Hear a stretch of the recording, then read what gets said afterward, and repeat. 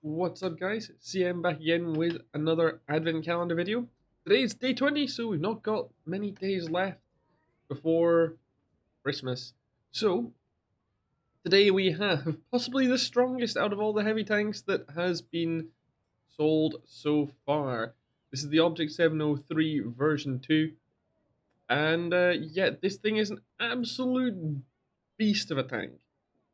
So, double barrel, both 122mm guns, 390 alpha damage, and both of them have pretty good pen. 221 APCR, 270 heat pen, both 390 alpha damage, 61 HE pen for 530 alpha damage.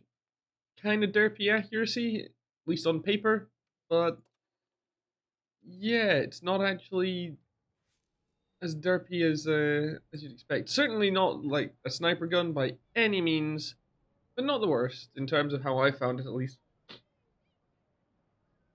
The armor on this thing as well is fantastic as well. 140mm on the upper plate. Yeah, that's pretty strong. I think the lower is like 100, 120.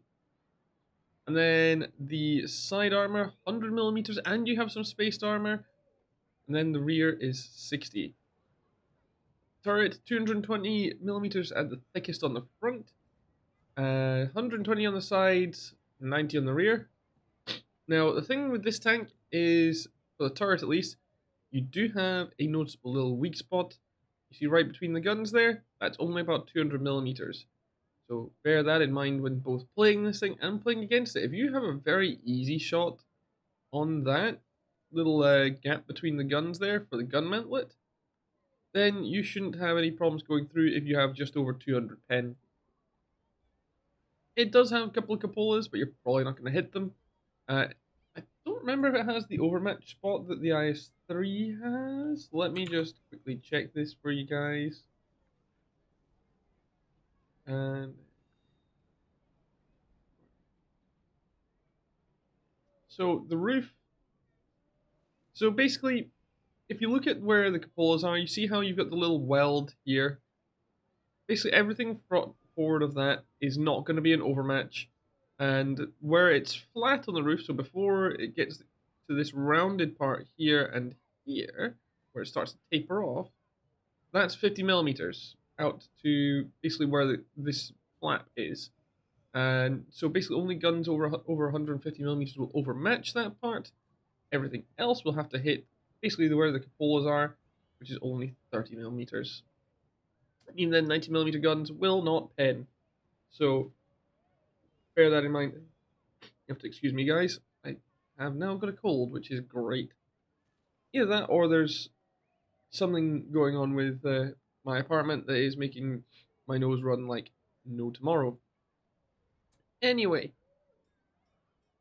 back to this thing. Mobility is also not bad.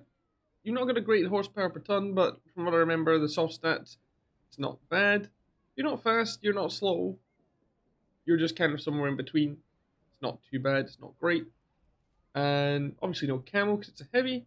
And your view range on this tank is 350 meters base. So you've not got great view range, but you can get it up to right around the maximum range for spotting before it starts to affect camo. So you've got the maximum distance, you just won't be able to break much in the way of camo. Uh, how does this tank perform? This tank is just, it does it basically everything, apart from gun depression. This thing is nuts.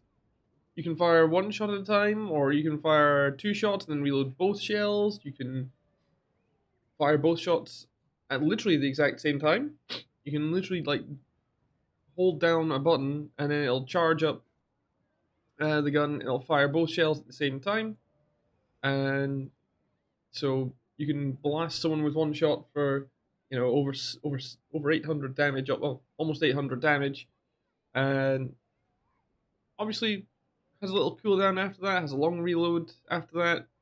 So practically speaking, most of the match, you're probably still going to be using it as a single shotgun to preserve your reload. Uh, but obviously, if you ever get a chance, get out of here. Right? Not now, Arnie. If you ever get the chance to fire both shots into someone and reload safely, then yeah, you're gonna have a great time with this thing as well, firing both shots. So definitely a really strong tank these days. I would argue that this is actually a better tank than, or a stronger tank certainly, than the Defender, certainly in 2021. And so Wargaming are selling this for £32 and 31 pence, which translates to €37 and 92 cents. I think that's fairly justified in this case, because this thing is, like I say, really, really strong, and I don't think we need too many more of them in the game than we already have. So having it at a high price like that, I can kind of justify. But if you're willing to spend, then you're going to get a very, very strong tank for sure. And as far as if you guys have played it, let me know what you think in the comments. If you've not played it but you fought against it, let me know how you found it. And so yeah, just let me know what you think of the tank. If you do happen to buy one, let me know, because I would love to hear who decided to go ahead and spend money on this absolutely insane little tank. So yeah, anyway, that's all for today. I'm not sure if I'll be streaming tonight, but we'll see. Depends when I get home from work. And if I get home early, then absolutely. If I get home normal time, we'll see how awake I am. Anyway, guys, I hope you all have a good day. Hope you enjoyed, and I shall catch you on the next one.